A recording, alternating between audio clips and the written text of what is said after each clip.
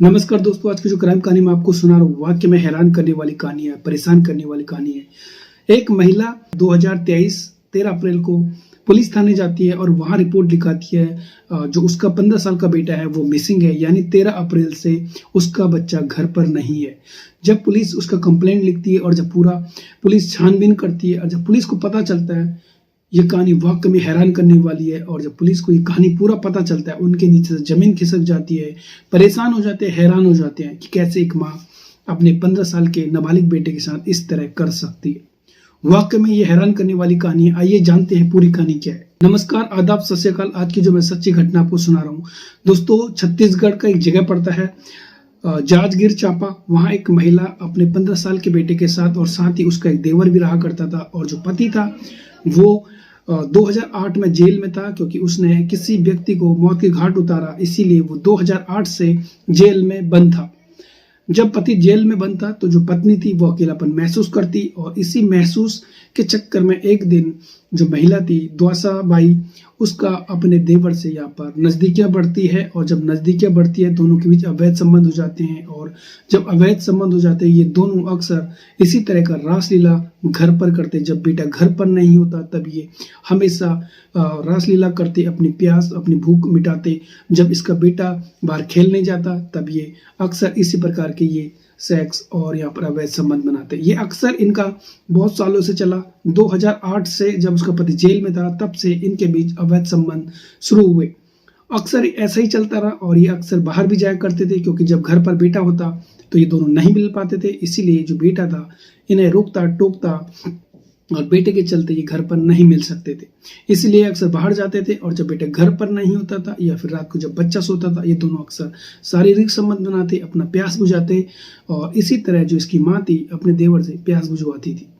ये अक्सर ऐसा ही चलता रहा। लेकिन एक दिन जब इसके देवर भाभी जब दोनों मार्केट गए, वहां से बैंक में इनका कुछ काम था, और जब शाम को जब घर आते हैं, जो बेटा था वो सुबह खेलने चला गया था। और जब ये दोनों इसके चाचा और माँ घर आते हैं बैंक से, उसके बाद ये दोनों अपने कमरे में जाते हैं और वहां पर दोनों पहले वस्त्र निकालते हैं, उसके बाद संबंध बनाते हैं, सेक्स करते हैं। लेकिन अचानक उसी दिन शाम को बेटे ने उन दोनों को देख लिया, दोनों अवैध संबंध में इनका चल रहा है। तो वाकई में उसके नीचे से जमीन खिसक जाती है। वो अपनी माँ और जो चाचा था उसको डांटता है, कहता है ये गलत है, और ये बातें जो आप दोनों कर रहे हो ये मैं अपने बाप यानी अपने पिता को जेल में जाकर बता दूंगा। और इससे दोनों जो माँ और जो चाचा थे वो परेशान हो जाते हैं। अगर गाँव वालों को पता चलेगा और इसके पिता को पता चलेगा जेल में, तो वो क्या बोलेगा और न जाने क्या क्या हमको लोग बोलेंगे। तो फिर एक दिन उन्होंने एक ऐसा प्लान बनाया, एक ऐसा खौफनाक प्लान बनाया।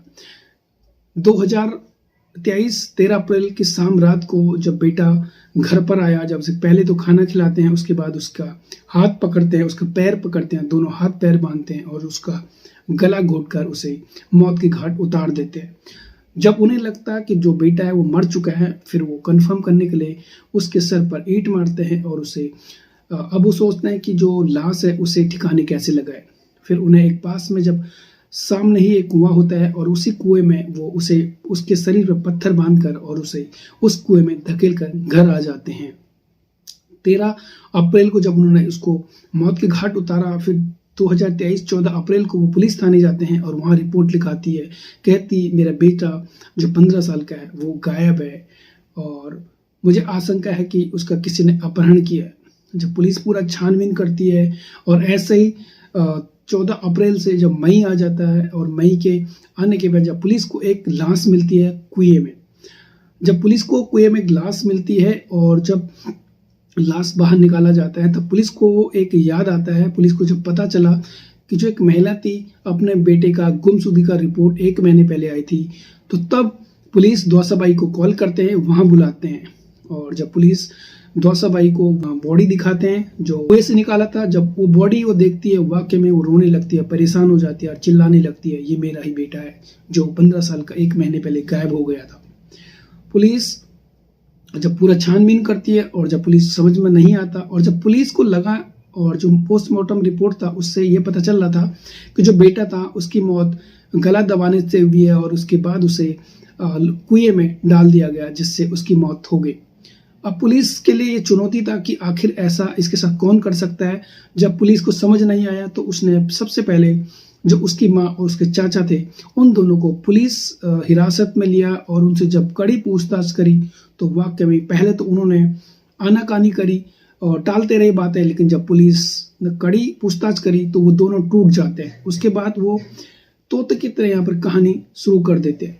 कहते हैं उसका पति 2008 में जेल में है और वो अकेला महसूस करती थी, और जिसके कारण जो उसका देवर था उन दोनों के बीच नज़दीकियाँ बढ़ी, और जो दोनों के बीच नज़दीकियाँ बढ़ी उन दोनों के बीच अवैध संबंध स्थापित हो गए और ये अक्सर ऐसे ही चलता रहा। लेकिन जो बेटा था वो बीच में रोड़ा बन रहा था 15 साल का, और उसने हमें एक दिन देख लिया था कि हम दोनों यहाँ पर अवैध संबंध बना रहे थे, और उसने हमें बोला कि जो ये तुम्हारी रंग ले लिया है और ये जो खेल है ये मैं अपने पापा को जेल में जाकर बता दूंगा। इसी के चलते हमें डर लगने लगा कि कहीं ये बातें ये अपने पिता और फिर गांव वालों को न बता दे।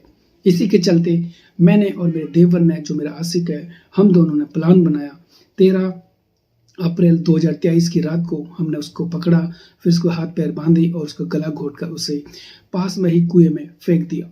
तो वाकई में हैरान करने वाली कहानी थी। पुलिस ने दोनों को गिरफ्तार कर लिया और दोनों को जेल भेज दिया।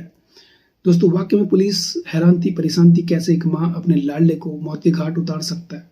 वैसे तो हिंदुस्तान में माँ को सबसे बड़ा दर्जा दिया जाता है, जो भगवान से भी बड़ा होता है। ऐसे कैसे एक माँ अपने नाबालिग लड़के को मौत के घाट उतार सकती है, वो भी सिर्फ सेक्स संबंध के लिए, वो भी शारीरिक संबंध बनाने के लिए, वो भी अपने देवर से। वाकई में पुलिस हैरान थी, परेशान थी और चौंक जाती है पुलिस वाली। तो दोस्तों ये थी आज की कहानी, और इस कहानी का सुनाने का उद्देश्य किसी का दिल दुखाना नहीं है, किसी को ठेस नहीं पहुंचाना है, बल्कि आपको सतर्क करना है, सचेत करना है। सावधान रहिए। आज के लिए इतना ही, तब तक के लिए बाय।